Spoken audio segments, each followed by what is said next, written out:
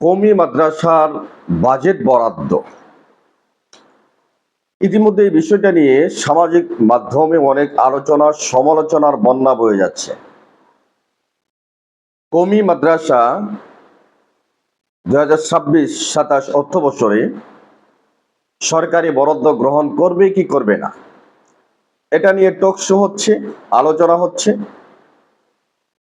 এক শ্রেণীর ওলামায়ে কেরাম তারা মত দিয়েছেন কওমি মাদ্রাসা তাদের স্বকীয়তাকে রক্ষা করে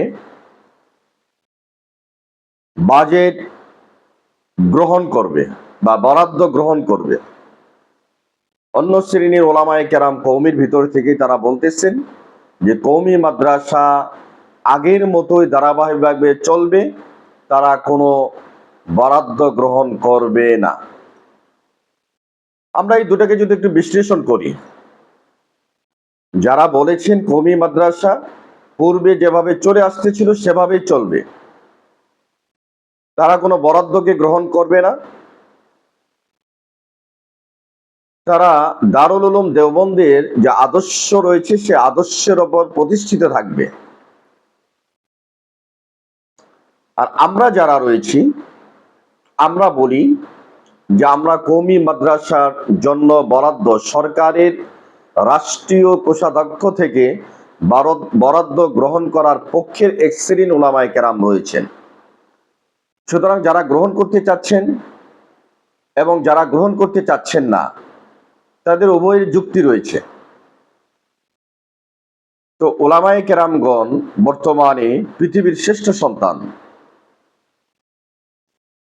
এখন আমরা এই দেশে কওমি মাদ্রাসার বর্তমান প্রেক্ষাপটে বর্তমান যে অবস্থা কওমি মাদ্রাসাগুলোর, লক্ষ লক্ষ কওমি মাদ্রাসা, লক্ষ লক্ষ শিক্ষক এখানে রয়েছেন। তো তাদের একটা জীবনধারা, তাদের পারিবারিক খরচ, সন্তানাদির পড়ালেখার খরচ, বিদ্যুৎ বিল, চিকিৎসা বিল এবং যাবতীয় অন্য অন্য বিল রয়েছে। এই জন্য কওমি মাদ্রাসাগুলো বর্তমানে আর্থিকভাবে যে সংকটাপন্ন অবস্থায় রয়েছেন, সেটাকে যদি উত্তরণের পথ নতুন করে না খোঁজা যায়, তাহলে আগামী প্রজন্মের জন্য এটা অত্যন্ত ভয়াবহ একটা অবস্থা ধারণ করবে।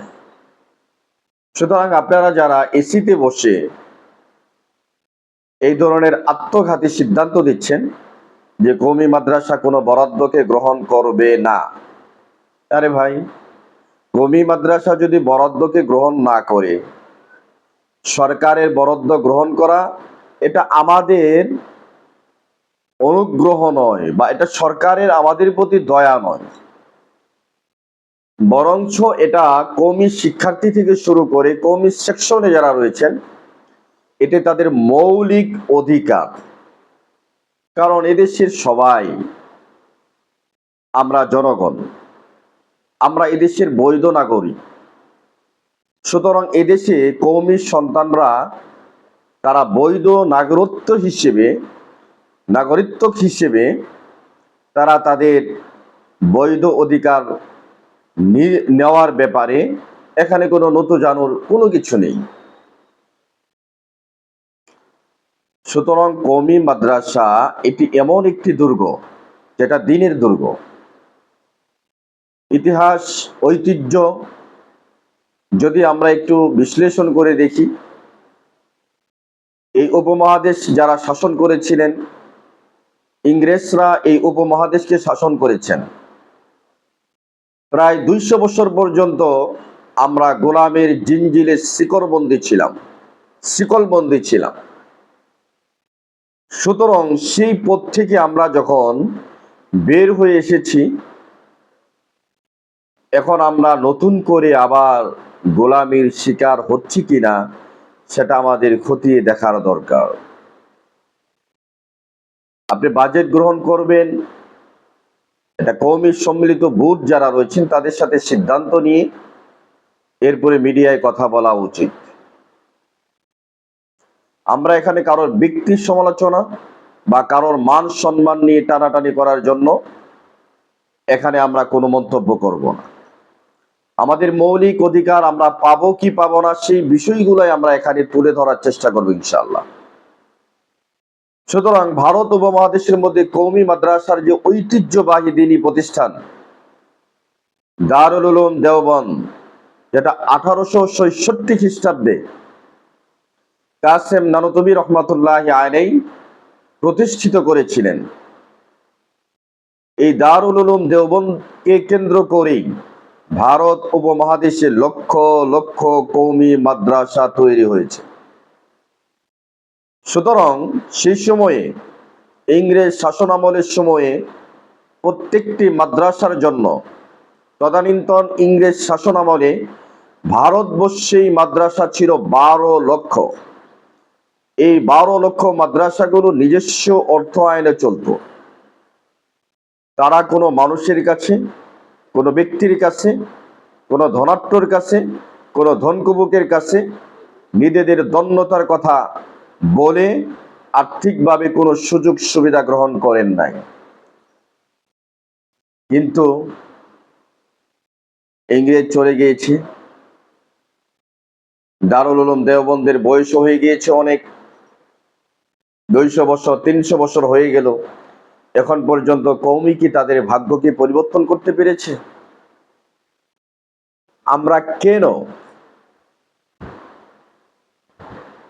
মানুষের কাছে ধর্ণা দিয়ে নিজের জীবনকে পরিচালিত করতে হবে? কারণ ইমাম আবু হানিফা রহমতুল্লাহ একটা সূত্র বলেছেন, কেউ যদি সফরে থাকে, সফরে থাকা অবস্থায় তার পাশের ভাইয়ের সঙ্গে যদি তার অপর সফর সঙ্গীর সঙ্গে যদি পানিও থাকে, অজুর পানি, ইমাম আবু হানিফা বলছেন যে তার থেকে পানি চাবে না। কারণ আসওয়ালু জুল্লুন, কারোর কাছে কোনো কিছু চাওয়া এটা লজ্জাজনক। তো সেখানে আমাদেরকে যখন অর্থ সংগ্রহ করার জন্য বিভিন্ন মানুষের কাছে মাস শেষে পাঠিয়ে দেওয়া হয়, মাদ্রাসার জন্য ভিক্ষাবৃত্তি করা হয়, এটা আপনাদের গায়রিয়াতে লাগে না, আপনাদের ইজ্জতেও লাগে না।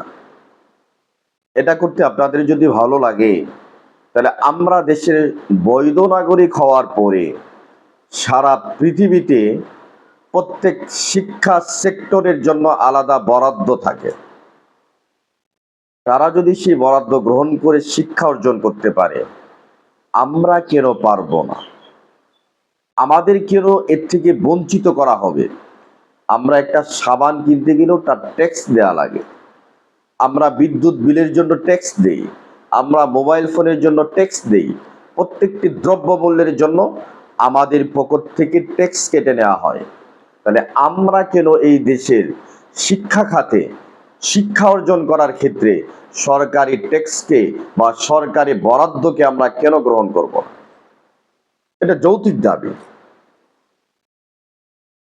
আলোচনা অনেক লম্বা হয়ে যাবে, এই জন্য আমি সংক্ষিপ্ত করতেছি যে এখানে আমাদের বিজ্ঞ ওলামায়ে কেরামগণ, যারা জাতির কর্ণধার, তারা আমাদের মাথার তাজ, আমরা 100 বার মেনে নেই, এতে কোনো সন্দেহ নেই। কিন্তু আদবের সাথে, ভদ্রতার সাথে আমরা এই কথা আপনাদের কাছে দাবি পেশ করতে চাই, আপনারা যারা এই সিদ্ধান্ত দিচ্ছেন কওমি মাদ্রাসা কোনো আর্থিক বরাদ্দ গ্রহণ করবে না সরকারের পক্ষ থেকে, তাহলে আপনারা কওমি মাদ্রাসার লক্ষ লক্ষ শিক্ষক, তাদের লক্ষ লক্ষ বকেয়া বেতন রয়েছে, তাদের মাসের পর মাস চলে যায়, বেতন পায় না। এই কওমি মাদ্রাসাগুলো লক্ষ লক্ষ এতিম, অসহায়, হতদরিদ্র, পথ শিশুদেরকে পড়ালেখার খরচ মাদ্রাসা কর্তৃক বহন করে। বোর্ডিং এ তাদের জন্য হাজার হাজার লক্ষ লক্ষ টাকা খরচ করা হয়। মানুষের বাড়ি লজিং খেয়ে তারা পড়ালেখা করে। এই দায়িত্বটা দয়া করে আপনারা নিয়ে নেন।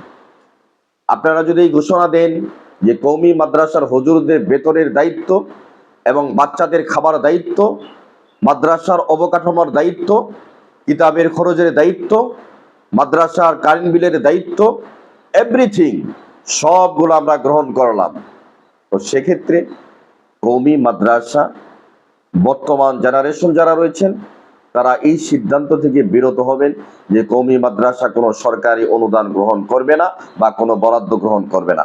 আপনারা এই কথার আগে সার্টিফিকেট দেন, এই কথার আগে বৈধতা দেন যে আমরা আপনাদের বেতনের ব্যবস্থা করব। যদি আপনি এই দায়িত্ব নিতে না চান, তাহলে আপনি আপনারা কি জন্য এই সিদ্ধান্ত নিচ্ছেন যে কওমি মাদ্রাসা কোনো সরকারি বরাদ্দ গ্রহণ করবে না? এই সিদ্ধান্ত তো আত্মঘাতী একটি সিদ্ধান্ত। জামানা পরিবর্তন হয়েছে, যুগ পরিবর্তন হয়েছে। যুগের সাথে যারা তাল মিলিয়ে চলতে পারে না, তারা যুগের জন্য সবচেয়ে বড় বিপদ। সুতরাং আমাদের সিদ্ধান্ত গ্রহণ করার সময় এসেছে।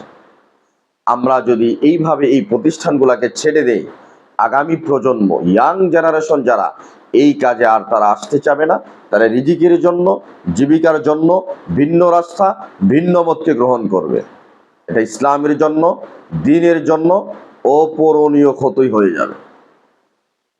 সুতরাং বাজেট বরাদ্দে, শিক্ষা খাতে যে বরাদ্দ হতে যাচ্ছে, সেটার মধ্যে কওমি মাদ্রাসা যেন সুষ্ঠুভাবে বরাদ্দ দেওয়া হয়, এটা আমাদের হৃদয়ের দাবি।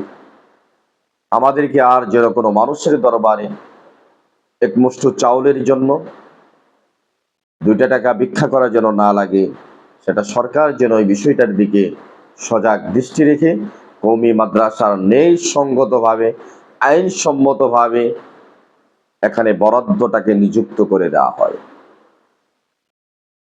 কারণ আমরা এই দেশের বৈধ নাগরিক, আমাদের অধিকার, এটা আমাদের হক। দারুল উলুম দেওবন্দ, তাদের যে উসুল, তাদের যে নিয়ম, যেখানে অধিকার খর্ব হয় সেখানে অধিকারকে প্রতিষ্ঠিত করে নেওয়া প্রত্যেকের দায়িত্ব। সুতরাং আমাদেরকে মিসকিন না বানিয়ে, আমাদেরকে পরনির্ভরতা না শিখিয়ে, আমাদেরকে স্বচ্ছলতার দোয়ার যেন খুলে দিতে পারেন এমন সিদ্ধান্ত কওমির জনক যারা, কওমির কর্ণধার যারা, তাদের প্রতি আমাদের উদাত্ত আহ্বান এবং রিকোয়েস্ট থাকবে। আমরা ক্লান্ত, পরিশ্রান্ত, মাসের পর মাস চলে যায়, দিনের পর দিন চলে যায়, ঈদ আসে, ঈদ চলে যায়, আমাদের ভাগ্যের কোনো পরিবর্তন হয় না, কওমির ভাগ্যের কোনো পরিবর্তন হয় না। এই পরিবর্তনের ডাক কে দিবে? এই জন্য আমরা চাই ন্যায়সঙ্গতভাবে, আমরা কোনো আক্রমণাত্মক কথাও বলতে চাই না। আমাদের মুরব্বী যারা রয়েছেন তারা আমাদের মাথার তাজ, তাদের সম্মানের ব্যাপারে আমরা কোনো কটুবাক্য ব্যবহার করতে চাই না। আপনারা যুগের চাহিদা মেনে, আপনাদের প্রতি রিকোয়েস্ট থাকবে কওমি মাদ্রাসার বরাদ্দর ব্যাপারে সুচিন্তিত মতামত দান করবেন। কারণ এই মাদ্রাসাগুলো যদি টিকে থাকে, তাহলে ইসলাম টিকে থাকবে।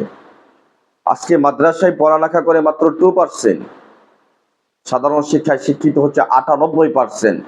98% মানুষের দায়িত্ব কওমির এই দুর্গগুলোকে টিকিয়ে রাখা। কিন্তু টিকিয়ে রাখার ক্ষেত্রে সরকারেরও দায়বদ্ধতা রয়েছে। কারণ এরা জনগণ, এরা এই সরকারের তত্ত্বাবধানে তাদের জীবনকে পরিচালিত করে।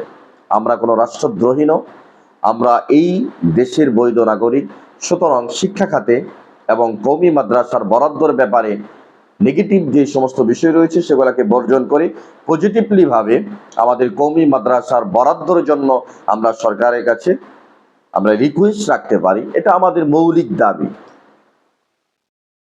আমরা চাই কওমি মাদ্রাসার একটা সুষ্ঠুভাবে এর একটা নীতিমালা প্রণয়ন করা হোক, যার মাধ্যমে গ্রাম অঞ্চল থেকে শুরু করে শহর বন্দরে যত মাদ্রাসা আছে তার একটা সুষ্ঠু তদন্তের মধ্য দিয়ে কওমি মাদ্রাসার জন্য আলাদা বরাদ্দ কার্যকর করা হোক। এই বিল যেন সংসদে উত্থাপন করা হয়, সেই বিষয় নিয়ে আমাদের কওমির কর্ণধার যারা মিডিয়া ব্যক্তিত্ব রয়েছেন, কওমি সংশ্লিষ্ট যারা রয়েছেন, তারা যেন সরকার মহলের সঙ্গে এই বিষয়গুলো নিয়ে আলোচনা করতে পারেন, এই দ্বার যেন উন্মোচিত হয়, এই আশাবাদ ব্যক্ত করে আজকের সংক্ষিপ্ত আলোচনা এখানে শেষ করছি। আসসালামু আলাইকুম ওয়া রাহমাতুল্লাহি ওয়া বারাকাতুহু।